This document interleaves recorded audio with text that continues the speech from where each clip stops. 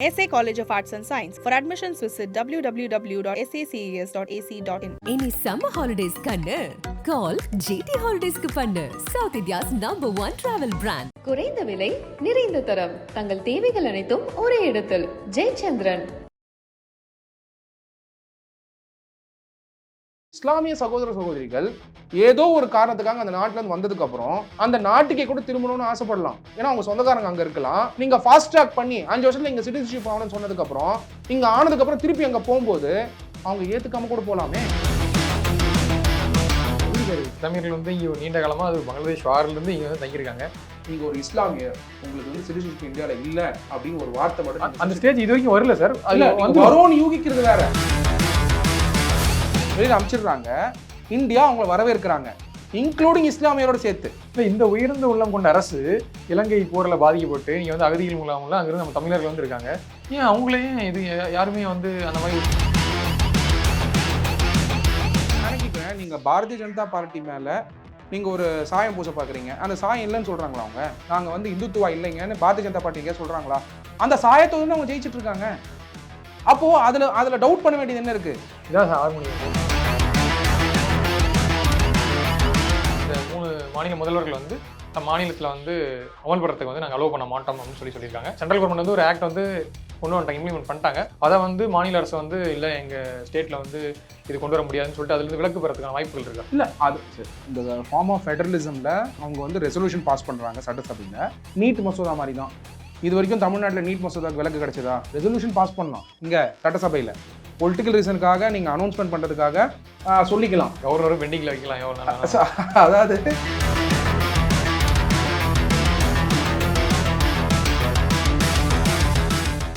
வணக்கம் சார். வணக்கம் பிரபு. குடியுரிமை திருத்தச் சட்டம் 2019 டிசம்பர் 19 இம்ப்ளிமெண்ட் பண்ணது பார்லிமெண்ட்டில். பார்த்தீங்கன்னா நேற்று வந்து சட்டத்தை வந்து அமல்படுத்தியிருக்காங்க. ஒன்றிய அரசு திடீர்னு இந்த சட்டத்தை வந்து இப்போ இந்த டைமில் இம்ப்ளிமெண்ட் பண்ணுறதுக்கு என்ன காரணம்? ஸோ இப்போ தமிழ்நாட்டில் தொடர்ச்சியாக எதிர்ப்புகள் வந்த வண்ணம் இருக்குது. தமிழ்நாட்டை தாண்டி இந்திய அளவிலும் சரி, தமிழ்நாடு, வெஸ்ட் பெங்கால், கேரளா இவங்கெல்லாம் வந்து இந்த சட்டத்தை வந்து அந்தந்த மாநிலங்களை வந்து நாங்கள் அமல்படுத்த மாட்டோம்னு சொல்லியிருக்காங்க. ஸோ எப்படி சார் பார்க்குறீங்க? டெஃபினட்டாக இப்போது இந்த சிஏ அப்படின்றது சிட்டிசன்ஷிப் அமெண்ட்மெண்ட் ஆக்ட் 2019 ஆகப்பட்டது. இந்த சட்ட திருத்தம், அதாவது சிட்டிசன்ஷிப் அமெண்ட்மெண்ட் ஆகப்பட்டது சிட்டிசன்ஷிப் ஆக்ட் 1955 கொண்டு வந்த அமெண்ட்மெண்ட். பார்த்தீங்கன்னா பிரபு, இந்த அமெண்ட்மெண்ட் ஆகப்பட்டது இங்கே இஸ்லாமியர் யாரும் வரக்கூடாதுன்னு எங்கேயுமே தடை சொல்லலை. In fact citizenship act 1955 it regulates citizenship. Citizenship regulate பண்ணுற இடத்துல பார்த்தீங்கன்னா பல அமெண்ட்மெண்ட்ஸ் நடந்திருக்கு. நீங்கள் கான்ஸ்டியூஷன் ஆஃப் இந்தியா படி சிட்டிசன்ஷிப் ஆக்ட் இருக்கு இல்லையா, 1955 இந்தியா ஃபுல்லாக எக்ஸ்டெண்ட் ஆகுது. அதில் இஸ்லாமியர் வரக்கூடாதுன்னு எங்கேயுமே சொல்லலை.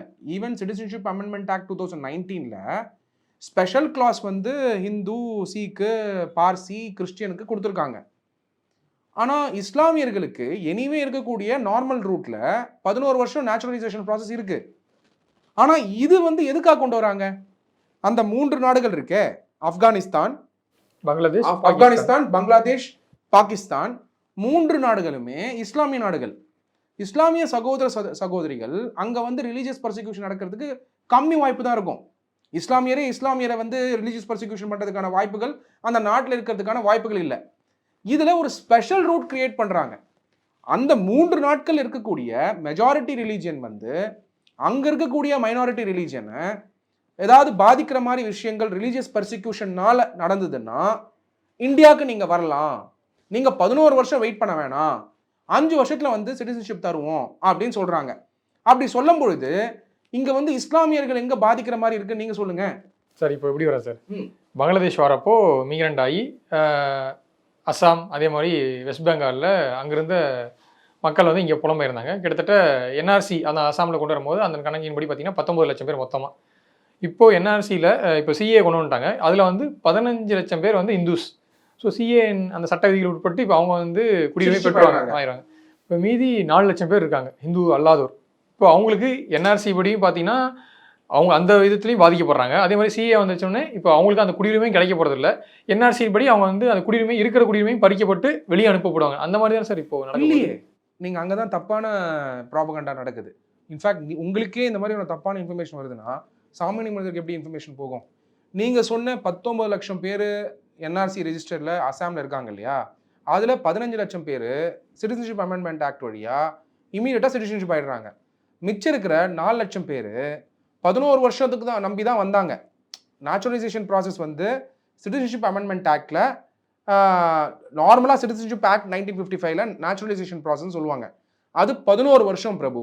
அந்த 11 வருஷத்தை 5 வருஷமாக மாற்றிருக்காங்க. யாருக்கு அப்படின்னா ஹிந்து, சீக்கு, பார்சி, கிறிஸ்டியனுக்கு. எந்த நாட்டில் இருந்து? பாகிஸ்தான், ஆப்கானிஸ்தான், பங்களாதேஷ்.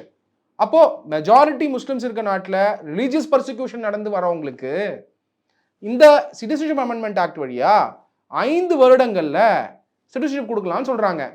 மித்தவங்களுக்கு, அதாவது இஸ்லாமிய சகோதர சகோதரிகளுக்கு இல்லைன்னு சொல்லலையே. இல்லைன்னு சொன்னால் போராட்டம் நடத்துறதுல ரீசன்ட் இருக்கு. இல்லைன்னு சொல்லலாம் அது வந்து குடியுரிமை வந்து தடுக்கப்படுதுன்னு சொல்லலாம். இங்கே குடியுரிமை தடுக்கப்படலை, 11 வருஷம். ஏன்னா இஸ்லாமிய சகோதர சகோதரிகள் ஏதோ ஒரு காரணத்துக்காக அந்த நாட்டிலேருந்து வந்ததுக்கப்புறம் அந்த நாட்டுக்கே கூட திரும்பணும்னு ஆசைப்படலாம். ஏன்னா அவங்க சொந்தக்காரங்க அங்கே இருக்கலாம். நீங்கள் ஃபாஸ்ட் ட்ராக் பண்ணி 5 வருஷத்தில் இங்கே சிட்டிசன்ஷிப் ஆகணும்னு சொன்னதுக்கப்புறம் இங்கே ஆனதுக்கப்புறம் திருப்பி அங்கே போகும்போது அவங்க ஏற்றுக்காம கூட போகலாமே. எப்படி சார் இஸ்லாமியர்கள் வந்து இங்கே நீண்ட காலமாக அது பங்களாதேஷ் வாரிலிருந்து இங்கே வந்து தங்கியிருக்காங்க. இல்லை அவங்களுக்கு இல்லை. ஒரே செகண்ட் இது ஏன் இந்த விவாதத்துக்கு நான் வரேன்னா, let be clarify. Citizenship act 1955 படி இஸ்லாமிய சகோதர சகோதரிகள் பாகிஸ்தான், ஆப்கானிஸ்தான், பங்களாதேஷ்லேருந்து இந்தியாவுக்கு வந்தால் 11 வருஷம் கண்டிஷனை ஃபுல்ஃபில் பண்ணி இன்னைக்கும் சிட்டிசன்ஷிப் ஆக முடியும். அவங்களுக்கு குடியுரிமை தடுக்கப்படலை. ஆனால் அதே இஸ்லாமிய சகோதர சகோதரிகள் 5 வருடத்துக்குள்ள சிட்டிசன்ஷிப் அமெண்ட்மெண்ட் ஆக்ட் படி சிட்டிசன் ஆகணும். சீக்கியர் மாதிரி, புத்திஸ்ட் மாதிரி, இந்து மாதிரி. இப்போ சிஏல எப்படிலாம் ப்ரொவிஷன்ஸ் கொடுக்குறாங்களோ அதே மாதிரி நானும் வந்து சிட்டிசன்ஷிப் ஆகணும்னா 5 வருஷத்துல ஆகணும்னா முடியாது. காரணம் என்ன நோக்கமாக இருக்கும் இந்த ஆக்டோட நோக்கம்? சிம்பிள் பிரபு. இது வந்து ரிலீஜியஸ் பேஸ்டாக ஏன் கொடுக்குறாங்கன்ற பாயிண்ட் இருக்கு. எதுக்கு ரிலீஜன் இதில் கொண்டு வரீங்கன்னு பாயிண்ட் இருக்கு.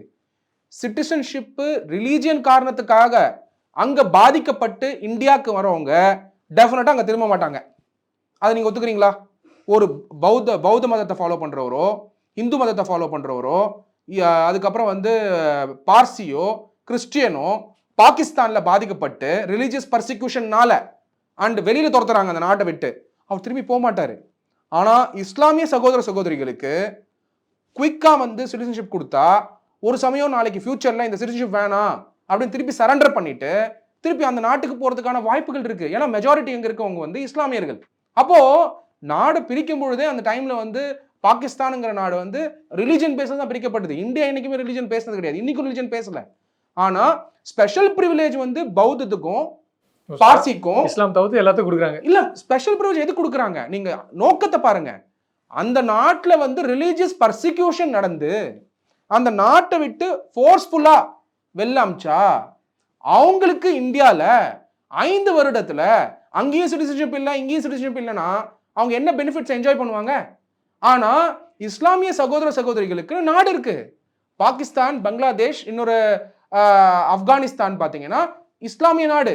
ஒரு இஸ்லாமியரை வந்து ரிலீஜியஸ் பர்சிக்யூஷன் பண்றதுக்கான வாய்ப்புகள் கம்மி, இல்லை பண்றதுக்கான வாய்ப்பே கிடையாது. அப்போ அந்த வாய்ப்பு இல்லாத பொழுது இந்தியாக்கே வந்து சிட்டிசன்ஷிப்காக வந்தாலும் 11 வருஷத்துக்கு வந்து நேச்சுரலைசேஷன் ப்ராசஸ், அதுக்கு முன்னாடி வந்து அவர் வந்து அந்த நாட்டுக்கு திரும்பி போகணும்னா கூட போக முடியும், போவார். ஆனால் மற்றவங்களுக்கு அந்த வாய்ப்பே இல்லைல்ல. அவங்க எவ்வளோ சீக்கிரம் வந்து இங்கே சிட்டிசன் ஆக முடியுமோ அதுக்கான ஃபாஸ்ட் ட்ராக் ஆகி இன்னைக்கே வாங்க நாளைக்கே சிட்டிசன்ஷிப் கொடுங்கன்னு சொல்லலையே. 5 வருடங்கள் உங்களுக்கும், அதாவது ஹிந்து, பௌத்தம், பார்சி, கிறிஸ்டியன் 3 நாடுகள், ஆப்கானிஸ்தான், பாகிஸ்தான், பங்களாதேஷ், இந்த 3 நாடுகளும் வரவங்களுக்கும் 5 வருடங்கள்ல வந்து சிட்டிசன்ஷிப் கொடுக்குறேன்னு சொல்றாங்க. மற்றவங்களுக்கு 11 வருஷம் இருங்கன்றாங்க. இந்தியாவில் இருக்க வேணாம்னு சொல்லலையே. இருக்க வேணாம்னு சொன்னா நீங்க ரிலிஜனை கொண்டு வந்தான்னு சொல்லலாம். இருக்க வேணாம்னு சொன்னா இல்ல இது மத சார்ந்து இருக்குன்னு சொல்லலாம். இருக்க வேணாம்னு சொன்னா செக்யூரிட்டிசம் அஃபெக்ட் ஆகுதுன்னு சொல்லலாம். நீங்க இருக்கலாம் தானே சொல்றோம். அதுவும் 11 வருஷம் நீங்க இருந்து இந்த நாட்டுடைய அந்த செக்யூலர் வேல்யூஸும் கான்ஸ்டியூஷன் ஆஃப் இந்தியாவுடைய வேல்யூஸும் பிடிச்சிருந்தா நீங்க 11 வருஷத்துக்கு அப்புறம் நீங்க நீங்க வந்து சிட்டிசன்ஷிப் ஆகணும், ஆட்டோமேட்டிக்கா கிடைக்கும்னு சொல்றோம். ஆனா ரிலீஜியஸ் பர்சிக்யூஷன் ஆயிட்டு வராங்க இல்லையா, அவங்களுக்கு வந்து உடனே ஒரு இடம் வேணும். ஆனா கவர்மெண்ட் வந்து அடுத்த நிமிஷமே நீங்க சிட்டிசன் ஆகணும்னு சொல்லல. அங்க ரிலீஜியஸ் பர்சிக்யூஷன் ஆகி நீங்க ஃபோர்ஸ்ஃபுல்லா வெளில தள்ளதுனால இந்தியால வந்து 5 வருடங்கள்ல தரோன்னு சொல்றாங்க. அப்போ இங்க எங்க பயஸ் இருக்குன்னு நீங்க நினைக்கிறீங்க பிரபு? இந்த இடத்துல ஒரு சந்தேகம் சார். இப்போ சொன்னால இப்போ அசாம்ல வந்து ஒரு 4 லட்சம் பேர் இருக்காங்க, இந்துக்கள் அல்லாதவர்னு சொல்லிட்டு. இப்போ அவங்களுக்கு வந்து என்ஆர்சி படி பார்த்தீங்கன்னா அவங்க வந்து மிகிரண்ட்ஸ் அங்கேருந்து பங்களாதேஷ்லேருந்து இங்கே வந்து குடியேறினார்கள். ஸோ இதன்படி பார்த்தீங்கன்னா இப்போ அவங்களுக்கு வந்து அந்த அந்த தேசிய குடிமக்கள் பதிவேடு வரும்போது அவங்க வந்து ஆட்டோமேட்டிக்காக வந்து அவங்களுக்கு வந்து அந்த ரைட்ஸ் வந்து கிடையாது. ஏன்னா அவங்க வந்து இல்லீகல் இமிகிரண்ட்ஸ் மாதிரி தான் கருதப்படுவார். இப்போ சிஏ வந்துருச்சு. சிஏன் படி அந்த 15,00,000 பேர் வந்து குடியுரிமை பெற்றுவாங்க. இப்போ இருக்காங்களா சார் அந்த மிச்சம் 4,00,000 பேர். ஸோ அவங்களுக்கு வந்து சிட்டிசன்ஷிப் வரத்துக்கு 11 வருஷம் தங்கியிருந்தா நீங்கள் சொல்கிற மாதிரி சிட்டிசன்ஷிப் கொடுத்துருவாங்க. இல்லை அதை தாண்டி சொந்த நாட்டுக்கே போகணும்னு நினச்சாங்கன்னா கொடுத்துருவாங்க. இதை தாண்டி அங்கே வந்து இந்த 11 வருஷத்துக்கு குறைவாக இருக்காங்கல்ல, 11 வருஷத்துக்கு குறைவாக இருக்க மக்களுக்கு என்ன சொல்யூஷன் சார்? இப்போது இதுலயும் உடனடியாக வெளியேறணுமா, இல்லை அவங்கள வந்து கண்டிப்பாக வந்து ஒன்றுமே கிடையாது, சிட்டிசன்ஷிப்பே இல்லாமல் இந்தியாவில் வாழணுமா? இல்லைன்னு சொல்லவே இல்லை. நீங்க வந்து எப்போ தெரியுமா நீங்க வந்து இது வந்து தவறுன்னு சொல்லலாம். நீங்க ஒரு இஸ்லாமியர், உங்களுக்கு வந்து சிட்டிசன்ஷிப் இந்தியாவில் இல்லை அப்படின்னு ஒரு வார்த்தை மட்டும் அந்த ஸ்டேஜ் இது வரைக்கும் வரல சார். அது வந்து வரும்னு யூகிக்கிறது வேற, அந்த சட்டத்தில் என்ன இருக்குன்னு நான் சொல்றேன். ஏன் அதாவது ஒரு பயத்தை உருவாக்கி அந்த பயத்து மேல வந்து போராட்டம் நடத்துறது தவறுன்னு தான் நான் சொல்ல வரேன். எல்லா சமுதாயத்துக்காக பேசுறேன், எல்லா மதத்துக்காக பேசுறேன். Okay, for me as a personal வேல்யூவா ஹார்மோனி ஆஃப் ரிலீஜன், எந்த மதத்தையும் வந்து வேறுபடுத்தி நான் பேசல. எல்லா மதமும் நல்லா இருக்கணும். நான் கேட்குற ஒரே ஒரு கேள்விதான், சிட்டிசன்ஷிப் அமெண்ட்மெண்ட் ஆக்ட் 2019 ஒரு ஸ்பெஷல் ப்ரொவிஷன் கொண்டு வராங்க. என்ன ஸ்பெஷல் ப்ரொவிஷன்? இஸ்லாமியர் அல்லாத மற்ற ரிலீஜியன் இருக்கவங்க, ஹிந்து, புத்திஸ்ட், சீக்கிசம், பார்சி, இவங்க இஸ்லாமிய நாடுகளில் ரிலீஜியஸ் பர்சிக்யூஷன் பண்ணும்பொழுது அவங்க எங்கே போவாங்க? இந்தியாவுக்கு தானே வரணும். அவங்க 11 வருஷம் எனிவே வந்து தெரிஞ்சிருக்கு, அவங்க திருப்பி அந்த நாட்டுக்கு போகிறது இல்லை. காரணம் என்ன? ரிலீஜியஸ் பர்சிக்யூஷன் நடந்ததான் இங்கே வராங்க, வேற காரணங்கள் இல்லை. வேற காரணங்கள் வந்து அவங்க திரும்ப போகிறதுக்கு வாய்ப்பு இருக்கா சார்? கண்டிப்பாக இருக்கும்ல. இப்போ நீங்கள் அந்த நாட்டிலேருந்து ஏதோ ஒரு காரணத்துக்காக வராங்க, கவர்மெண்ட் மாறுது, திருப்பி போயிடுறாங்க. அப்போ 11 வருஷத்துக்குள்ள அது நடக்குது. சார் இன்னைக்கு ஒரு பாகிஸ்தான்லேருந்தோ ஆப்கானிஸ்தான்லேருந்தோ ஒரு இஸ்லாமியர் வந்து இங்கே இந்தியாவில் இருக்காருன்னா அவங்க வந்து நீண்ட காலமாக இருக்காங்கன்னா அவங்களுக்கு வந்து இந்தியா பிடிச்சிடும். அவங்க மீண்டும் அவங்க வந்து பாகிஸ்தானுக்கு போகிறதே வந்து விரும்ப மாட்டாங்க. பாகிஸ்தானில் நீங்கள் சொன்ன மாதிரி சொந்தக்காரங்க இருக்கலாம், எல்லாமே இருக்கலாம். இப்போ இன்றைக்கும் இந்தியாவை சேர்ந்த இஸ்லாமியர்களோட உறவினர்கள் வந்து பாகிஸ்தானில் இருக்கிறதும் இப்படி மாறி மாறி இருக்காங்க. அதை தாண்டி அவங்க யாரும் போனது விருப்பப்பட்டது கிடையாது. ஆனால் இந்த சட்டங்கள்லாம் வந்து அந்த ஹார்மோனியும் ஒரு கெடுக்கிற மாதிரி தான் சார். இல்லை, ஹார்மோனி கெடுக்கவே இல்லை பிரபு. நான் என்ன திருப்பி சொன்னேன், திருப்பி நான் ஒரே வார்த்தை கேட்குறேன். இஸ்லாமிய சகோதர சகோதரிகள் இந்தியாவுக்கு வந்தால் சிட்டிசன்ஷிப் டினை ஆகுதா, இல்லை 11 வருஷம் இருந்தால் சிட்டிசன்ஷிப் கிடைக்குமா? ஃபர்ஸ்ட் அதுக்கு மட்டும் பதில் சொல்லுங்களேன். 11 வருஷம் இருந்தால் ரைட்டு. ரிலீஜியஸ் பர்சிக்யூஷன் நடக்குது. இஸ்லாமியர் இருக்காரு, நான் இஸ்லாமிக் பர்சன் இருக்காங்க, அதாவது ஹிந்து, சீக்கு, புத்திஸ்ட்டு, பார்சி இருக்காங்க. பாகிஸ்தான்லையோ ஆப்கானிஸ்தான்லையோ பங்களாதேஷ்லையோ யாருக்கு ரிலீஜியஸ் பர்சிக்யூஷன் நடக்க வாய்ப்பு இருக்குன்னு நீங்கள் நினைக்கிறீங்க? அங்கே யார் மைனாரிட்டிஸ் இஸ்லாமியருக்கு நடக்குமா, நான் இஸ்லாமிக் பர்சன் நடக்குமா? நான் இஸ்லாமிக் பர்சன். அவங்க நான் இஸ்லாமிக் பர்சன் ரிலீஜியஸ் பர்சிக்யூஷன் நடந்து ஃபோர்ஸ்ஃபுல்லாக அந்த நாட்டை விட்டு அனுப்புறாங்க. ஃபோர்ஸ்ஃபுல்லா, அந்த வார்த்தை ரொம்ப இம்பார்ட்டன்ட் அமெண்ட்மென்ட் ஆக்ட்ல. சார் நீங்க சொல்றது கரெக்ட் சார். இவ்வளவு அக்கறை செலுத்தி ஒன்றியர்ஸ் வந்து இப்படி மக்களை வந்து பாதுகாப்பு. இந்தியாவை நீங்க இதுல பெருமையா பாக்குறீங்களா இல்லையா? அந்த மாதிரி ஒரு மனிதர்களை வெளியில அனுப்புற நாடு வெளியில அனுப்பிச்சிடுறாங்க. இந்தியா அவங்களை வரவேற்கிறாங்க, இன்க்ளூடிங் இஸ்லாமியரோட சேர்த்து. இல்லை, இந்த உயர்ந்த உள்ளம் கொண்ட அரசு இலங்கை போரில் பாதிக்கப்பட்டு நீங்கள் வந்து அகதிகள் மூலம்ல அங்கிருந்து நம்ம தமிழர்கள் வந்து இருக்காங்க, ஏன் அவங்களையும் இது யாருமே வந்து அந்த மாதிரி ஒரு சிட்டிசன்ஷிப் பத்தி இப்போ வந்து இங்க வந்திருக்கக்கூடிய ஸ்ரீலங்கன் ஜாஃப்னாக்கு திரும்பி போகணும்னு நினைக்கிறவங்க இருக்காங்களா இல்லையா? இருப்பாங்களா இல்லையா? சில அகதி அவங்களுடைய ஸ்ரீலங்கனுடைய அந்த அகதியுடைய இடத்துல போய் நீங்க பாருங்க, ரெஃப்யூஜிஸ் கேம்ப்ல கூட போய் பாருங்க.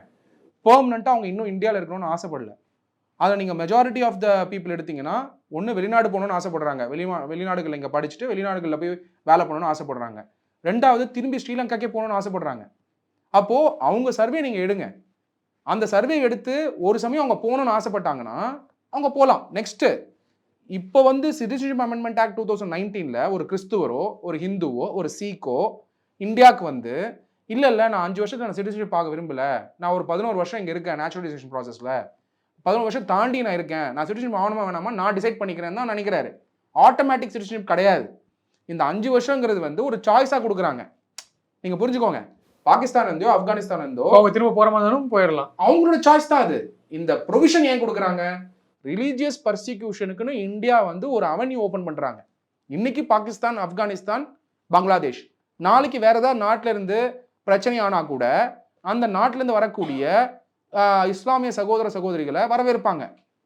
ஆனால் 11 வருஷம் இருக்குன்ற ப்ரொவிஷன் இருக்கு. நாளைக்கு ஸ்பெஷல் ப்ரொவிஷன் கொடுக்கணும்னு நினைச்சாங்கன்னா கொடுக்க முடியும். ஒரே ஒரு கேள்விதான் பிரபு, இது எல்லாமே கோவிடுக்கு முன்னாடி ஆரம்பிச்சது தான் இந்த பிரச்சனை. 31 பேர் போராட்டத்தில் இறந்துருக்காங்க, போராடி இருக்காங்க, அது இறந்துருக்காங்க. டெஃபினட்டா வந்து இது புரிதல் இருந்துதான் அந்த மாதிரி போராட்டம் நடத்துறாங்களா இல்லை புரிதல் இல்லாமையே போராட்டம் நடத்துறாங்களா அப்படிங்கிற கேள்வி இருக்கு. அப்படின்னும் பொழுது இந்த படித்த நம்மளுக்கே இந்த சட்டத்தில் இருக்கக்கூடிய நுணுக்கங்களை பார்த்து எக்ஸ்பிளைன் பண்ணும்போது எல்லாரும் இது பயஸ்டாக இருக்குன்னு நினைக்கிறாங்க. அப்படி கிடையாது. அப்படி இருக்கும் பொழுது 2 விஷயம்தான் பிரபு. இது கோவிடுக்கு முன்னாடி வருது, கோவிடுக்கு முன்னாடி இந்த ஆக்ட் பாஸ் ஆயிடுது, கோவிட் வந்ததுனால இந்த போராட்டம் நிறுத்திடுறாங்க. இப்போது கோவிட் வந்த பொழுது இந்தியாவிலேருந்து இதே கவர்மெண்ட்டு அந்த மெடிசன் இருக்கே இஸ்லாமிய நாடுகளுக்கு தான் அனுப்பிச்சிருக்காங்க. ஏதாவது அதில் பாரபட்சம் காட்டியிருக்காங்களா? இல்லை இந்த நாட்டுக்கு தான் நான் அனுப்புவேன் அப்படின்னு அனுப்பிச்சாங்களா? அப்படின்னும் பொழுது சார் ஒவ்வொரு பிரச்சனையும் வரும்போது நம்ம இதை தான் பேசுகிறோம். நம்ம வந்து இஸ்லாமிய நாட்டிலேருந்து எக்ஸ்போர்ட் பண்ணுறோம், இம்போர்ட் பண்ணுறோம், நம்ம அங்கே நாட்டுக்கு பிரதமர் போகிறாரு. அதை தாண்டி இந்தியாவில் இருக்கக்கூடிய இஸ்லாமியர்களுக்கு இன்னைக்கு நான் இந்த விஷயத்த மட்டும் சொல்ல, நிறைய விஷயங்கள் வந்து இப்போது நார்த்தெல்லாம் பார்த்தீங்கன்னா நிறைய சம்பவங்கள் நடக்குது. பீஃபில் ஆரம்பித்து நிறைய விஷயங்கள் நடக்குது. ஸோ இதெல்லாம் கம்பேர் பண்ணும்போது மத்திய அரசு வந்து இந்த சட்டத்தை இப்போ நடைமுறைப்படுத்துறது வந்து இது ஒரு நான் வந்து இது எடுத்தோடனே இஸ்லாமியர்களை வந்து முழுசாக ஒதுக்க பார்க்குறாங்கன்னா யாருமே இங்கே சொல்ல. இது ஒரு முதல் படி. இது அடுத்து நான் இன்னும் ஃபியூச்சரில் இன்னும் அவங்களுக்கு இந்தியா வந்து இந்து நாடு என்று கூட அறிவிக்கப்படலாம், இந்தியா இந்து நாடு என்று கூட அறிவிக்கப்படலாம்னு கூட நினைக்கிறேன். ஒரே ஒரு clarification. I am not defending central government, I am not defending any party, I am only giving a clarification. இதில் ஒரு கட் ஆஃப் டேட் சொல்லியிருக்காங்க. அந்த கட் ஆஃப் டேட் எடுத்து அனலைஸ் பண்ணுவோம். இந்த சிட்டிசன்ஷிப் அமெண்ட்மெண்ட் ஆக்ட் ஆகப்பட்டது. கட் ஆஃப் டேட் வந்து December 31, 2014 முன்னாடி வந்த ஹிந்து, சீக்கு, பார்சி, கிறிஸ்டியன், பாகிஸ்தான், பங்களாதேஷ், ஆப்கானிஸ்தான் வந்திருந்தாங்கன்னா அவங்களுக்கு தான் 5 வருஷம். டிசம்பர் 31, 2014 அப்புறம் ஒரு செட் ஆஃப் பீப்புள் வந்திருப்பாங்கல்ல, ரிலீஜியஸ் பர்சிக்யூஷனே இருந்தோம், ஹிந்து, சீக்கு, பார்சி, கிறிஸ்டியன், அவங்களுக்கு இன்னும் 11 வருஷம் தான். நல்லா புரிஞ்சுக்கோங்க, இன்னும் 11 வருஷம் தான். 31 டிசம்பர் 2014 முன்னாடி வந்த சீக்கியர், டிசம்பர் 31, 2014 முன்னாடி வந்த ஹிந்து, டிசம்பர் 31, 2014 முன்னாடி வந்த புத்திஸ்ட் பௌத்த மதத்தை சார்ந்தவர், பாகிஸ்தான் இருந்தோ ஆப்கானிஸ்தான் இருந்தோ பங்களாதேஷ், அவங்களுக்கு மட்டும்தான் 5 வருஷம். அதுவும் சாய்ஸா. அங்கே வந்து மேண்டேட் கிடையாது. நீங்கள் கம்பல்சரியாக 5 வருஷத்தில் நீங்கள் வந்து சிட்டிசன்ஷிப் எடுத்துக்கணும்னு மேண்டேட் கிடையாது. அப்போது அந்த 11 years நேச்சுரலைசேஷன் ப்ராசஸ் டிசம்பர் 31, 2014 அப்புறம் ஒரு செட் ஆஃப் பீப்புள் வந்திருப்பாங்கல்ல, அவங்களுக்கு வந்து 11 வருஷம் தானே. அப்போ நீங்கள் இப்படி சொல்லலாமா? ஹிந்து யாரெல்லாம் வந்து டிசம்பர் 31, 2014 முன்னாடி வந்தாங்களோ அவங்களுக்கு 5 வருஷம் சார், டிசம்பர் 31, 2014 அப்புறம் வரவங்களுக்கு 11 வருஷம் சார், அப்போ இந்துக்குள்ளேயே பாகுபாடை உருவாக்குறாங்க இந்த பிரசன்ட் சென்ட்ரல் கவர்மெண்ட்டு அப்படின்னு சொல்லாமே நீங்கள் விவாதத்துக்கு? அப்படி கிடையாது. இந்த சட்டத்தோட நோக்கம் என்ன? நீங்கள் சொன்ன அசாம் டேட்டாவே எடுத்துப்போம். 19 லட்சம் பேர், 15 லட்சம் பேர் என்ஆர்சி டேட்டாவில் வராங்க. 4 லட்சம் பேர் அவங்க வந்து இஸ்லாமியராக கூட இல்லாமல் இருக்கலாம். அவங்க வந்து இன்ட்ரெஸ்ட் காட்டல எதில்? சிட்டிசன்ஷிப் அமெண்ட்மெண்ட் ஆக்டில். அது எவ்வளோ பேர் காட்டல நம்மளுக்கு தெரியாது. அப்போது நீங்கள் இஸ்லாமியர் தான் அந்த 4 லட்சம் பேர் நீங்கள் எப்படி முடிவுக்கு வரீங்க? சரி, இன்னொன்று, சிட்டிசன்ஷிப்பே கொடுத்தாலும் அங்கே திரும்பி போகணும்னு ஆசைப்படுறவங்க எவ்வளோ பேர் இருப்பாங்க. அப்போ அதை மேண்டேட் ஆக்க முடியாது. இது ஒரு சாய்ஸை தான் கொடுக்க முடியும். ஸோ அதனால் கவர்மெண்ட் பொறுத்த வரைக்கும் அங்கே இருக்கக்கூடிய அசோசியேஷன்ஸ் இருப்பாங்க இல்லையா, ரிலீஜியஸ் மைனாரிட்டி அசோசியேஷன், இந்துவாக இருக்கலாம், பௌத்தமாக இருக்கலாம், இல்லை ரிக்வெஸ்ட் ஆஃப் மத குருக்களுடைய ரிக்வெஸ்ட்டில் பேஸ் பண்ணி கூட கவர்மெண்ட் வந்து சிஏஏ ஆக்ட் 2019 பாஸ் பண்ணியிருப்பாங்க. இல்லை சார், இந்த இடத்துல எனக்கு இன்னொரு டவுட்னா, இப்போது 2019 இந்த ஆக்ட் வந்து பார்லிமெண்ட்டில் நிறைவேற்றியாச்சு. ஆனால் இவ்வளோ டைம் எடுத்து கவர்மெண்ட் வந்து இந்த டைமில், அது எலெக்ஷனுக்கு இன்னும் அடுத்த டேட் வந்து இன்னும் சில வாரங்களை அறிவிக்க போகிறாங்க, இந்த டைமில் கொண்டு வரதுக்கு என்ன காரணமாக இருக்குன்னு நினைக்கிறேன்? இந்த டைம் அவங்க எதுவுமே ஆக்டே கொண்டு வரலையே, ரூல்ஸ் நோட்டிஃபை பண்ணியிருக்காங்க. அதான் இம்ப்ளிமெண்ட் பண்ணியிருக்காங்களே. தப்பு என்ன இருக்கு? இவ்வளோ டைம் இருந்திருக்கு சார். சரி, நான் என்ன கேட்குறேன், நீங்கள் பாரதிய ஜனதா பார்ட்டி மேலே நீங்கள் ஒரு சாயம் பூச பார்க்குறீங்க, அந்த சாயம் இல்லைன்னு சொல்கிறாங்களா அவங்க? பாரதிய ஜனதா பார்ட்டி வந்து இல்லைங்க, நாங்கள் வந்து இந்துத்துவா இல்லைங்கன்னு பாரதிய ஜனதா பார்ட்டி எங்கேயா சொல்கிறாங்களா? அந்த சாயத்தோடு அவங்க ஜெயிச்சிட்டு இருக்காங்க. அப்போது அதில் டவுட் பண்ண வேண்டியது என்ன இருக்குது? இதான் ஹார்மோனியா சார்? இல்ல, ஒரு கட்சி வந்து நான் என்ன சொல்றேன், ஒரு நாட்டுல எல்லா ஒரு நாட்டுல வந்து எல்லா மதத்தினரும் இருக்காங்க. நான் வந்து பாரதிய ஜனதா கட்சி வந்து இந்து கட்சி அப்படின்னு சொல்லி தான் நாங்க ஜெயிக்கிறோம், இதுல அப்படி நாங்க தான் ஜெயிக்கிறோம் அப்படின்னு சொல்றது வந்து எந்த அளவுக்கு? நான் என்ன கேட்கிறேன்னா, இப்போ பாரதிய ஜனதா பார்ட்டி இந்துத்துவா அப்படிங்கிற ஐடியாலஜியை பேஸ் பண்ணி தான் அவங்க ஜெயிக்கிறாங்க. அவங்க சொல்லக்கூடிய மேனிஃபெஸ்டோல இருக்கிறது தான் அவங்க இம்ப்ளிமெண்ட் பண்ணிட்டு இருக்காங்க. ஆனா அதனால அவங்க பவர் விட்டு போல. அப்போ அவங்க என்ன மேனிஃபெஸ்டோவில் முன்னிறுத்தி வராங்களோ அதுதான் அவங்க கொண்டு வராங்க. ஆனால் அந்த கொண்டு வரதுல சித்தரிக்கிற மாதிரி ஒரு மதத்தை பாதிக்கிற மாதிரி இல்லையே. நான் என்ன கேட்குறேன், ஒன்னே ஒன்று தான் கேட்குறேன், டிசம்பர் 31, 2014 முன்னாடி வந்த ஹிந்து, சீக்கு, புத்திஸ்ட், பார்சி எல்லாரும் 5 வருஷத்துல சிட்டிசன் ஆக முடியும். டிசம்பர் 31, 2014 அப்புறம் வந்த ஹிந்து, சீக்கு, புத்திஸ்ட், பார்சி இன்னும் 11 வருஷம் நேச்சுரலைசேஷன் ப்ராசஸ் தான் அவங்களுக்கு அப்ளிகபிள். அப்போ அவங்களுக்குள்ளேயே பாகுபாடு கொண்டு வந்தாங்கன்னு நினைக்கிறீங்களா? நீங்க உடனே கேட்கக்கூடாது அதை ஏங்க 2014 மட்டும் கொண்டு வந்தாங்க, ஏன் 2015 இல்லை, ஏன் 2013 கேட்கக்கூடாது. அவங்க வந்து அங்க இருக்கக்கூடிய ஒரு நாட்டில் இருக்கக்கூடிய மைனாரிட்டி ரிலீஜியன் அவங்களுடைய வேண்டுகோளை ஏற்று அங்க நடக்கக்கூடிய ரிலீஜியஸ் பர்சிக்யூஷனை பேஸ் பண்ணி இந்த டேட்டுக்குள்ள வந்தவங்களை அட்மிட் பண்ணலாம் சிட்டிசன்ஷிப் அமெண்ட்மெண்ட் ஆக்ட்ல, அதுக்குன்னு வந்து ஒரு கமிட்டி உருவாக்குவோம், அதுக்கான ரூல்ஸ் அண்ட் ரெகுலேஷன்ஸை நோட்டிஃபை பண்ணுவோம்னு இப்போ கொண்டு வராங்க. இப்போ இந்த கொண்டு வரதுனால கண்டிப்பா வந்து எல்லாருக்கும் தானே யூஸ். நெக்ஸ்ட் இப்போ அது நீங்கள் எல்லாத்துக்கும் யூஸ், அதே மாதிரி பாஜகவுக்கும் யூஸ். ஏன்னா வந்து எலெக்ஷன் டைமு, ஸோ வந்து இந்த மாதிரி ஒரு ஆக்ட் வந்து நம்ம இம்ப்ளிமெண்ட் பண்ணுறோம்னா போதும், நிறைவேற்றியாச்சு, இம்ப்ளிமெண்ட் பண்ணா வந்து கண்டிப்பாக வந்து அந்த கேள்வி பதில் வேணும்னாக்க ஆமா பாரதிய ஜனதா பார்ட்டிக்கு தான் யூஸ். இதுல என்ன தவறு இருக்குன்னு நினைக்கிறீங்க? ஓட்டு வாங்கணும்ல சார். இப்போ அதுக்காக ஓட் பாலிடிக்ஸ் தானே இது கொண்டு வராங்க. அதை தாண்டி இல்லை சார், நான் ஒரே எக்ஸாம்பிள் சொல்லிக்கிறேன் சார். இப்போ வெஸ்ட் பெங்காலில் மாதுவா அப்படின்னு சொல்லிட்டு ஒரு கம்யூனிட்டி இருக்காங்க. ஸோ அவங்க வந்து இந்த சிஏ ஆக்ட் மூலிமா வந்து மிகப்பெரிய அளவில் வந்து ஆதாயம் பெறுவாங்க, அவங்களுக்கு வந்து இது மூலிமா வந்து சிட்டிசன்ஷிப் கிடைக்க வாய்ப்பு இருக்குன்னு சொல்லியிருக்காங்க. இப்போ அங்கே பார்த்தீங்கன்னா ரூலிங் பார்ட்டி வந்து திரிணாமுல் காங்கிரஸ், பிஜேபி இந்த ஆக்டை இந்த நேரத்தில் வந்து இம்ப்ளிமெண்ட் பண்ணுறது மூலிமா ஓட்டை வந்து கணிசமாக வந்து ஏன் இவ்வளோ நாள் ஆட்சியில் இருக்காங்களே, இப்போ எலெக்ஷன் அனௌன்ஸ் பண்ண ஸ்டாக் வரத்துக்கு முன்னாடி நிறையா விஷயங்கள் போயிட்டு இருந்துச்சு, அப்போல்லாம் இம்ப்ளிமெண்ட் பண்ணாமல் கரெக்டாக டைம் பார்த்து கொண்டு வந்து இந்த இடத்துல வந்து ஒரு வைக்கிறாங்களா சார்? ஸோ அதை தான் வந்து நான் வாதம் பண்ண விரும்பல. நான் வந்து சட்டத்தை கேட்டீங்க, சட்டத்தில் இருக்கிற நுணுக்கங்களை வச்சு ஹார்மோனி அஃபெக்ட் ஆகலன்னு நான் பதில் சொல்லிட்டேன். ஆனால் நீங்கள் அரசியலாக கேட்டிங்கன்னா ஆமாம் பாரதிய ஜனதா பார்ட்டி ஓட்டை வந்து வாங்குறது, கணிசமான ஓட்டை வாங்குறதுக்கு தான் சிஏஏ அமெண்ட்மெண்ட் ஆக்டுக்கு இப்போ நோட்டிஃபை பண்ணி நியூஸில் வராங்க.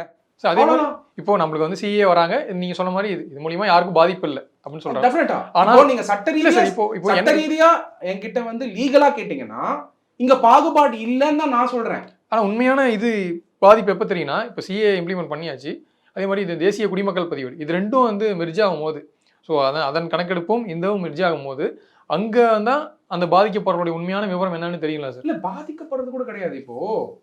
இப்போ இஸ்லாமிய பாதிக்கப்படுறேன்னு யார் சொல்றேன்னா 11 வருஷத்துக்கு நீங்க சொன்னீங்களே 11 இயர்ஸுக்கு கம்மியா குறைவா இருக்காங்கல்ல, இப்போ அவங்களுக்கு அந்த இடத்துல ஒரு சின்ன ஒரு சிக்கல் இருக்குல்ல. பிரபு 2025 எடுத்துப்போம் பிரபு.